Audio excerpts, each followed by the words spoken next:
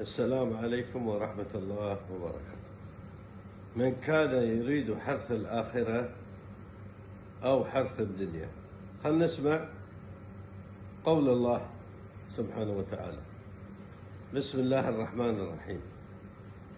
الله سبحانه وتعالى بعزته وإجلاله يحاكينا في كتابه القرآن الكريم، ويقول من أقواله المديدة الحسنة الجميلة.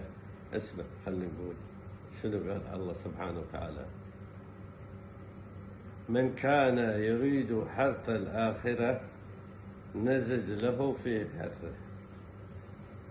يعني من كان يريد بأعماله وكسبه ثواب الآخرة يضاعف الله له ذلك، الحسنة ب10 أمثالها إلى 700 ضعف. وقيل معناه يزيده في توفيقه وإعانته وتسهيل سبل الخير له. ومن كان يريد حرث الدنيا نؤتيه منها، يأتي الله منها ما قضت به مشيئتنا، أي مشيئة الله سبحانه وتعالى، وقسم له في قضاءنا، وما قسم له في قضاء الله سبحانه وتعالى، وما له في الآخرة من نصير. الله الله الله، لأنه لم يعمل للآخرة. شوف الحكمة شلون، فلا نصيب له فيها.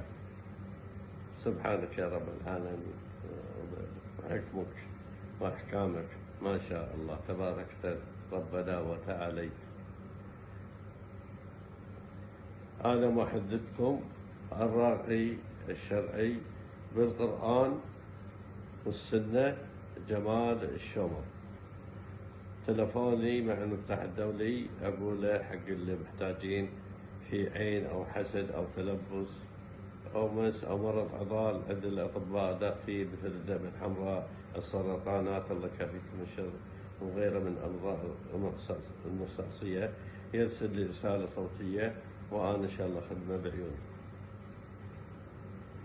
وصل أقول لكم 00 مع المفتاح الدولي 009665 5575 3700.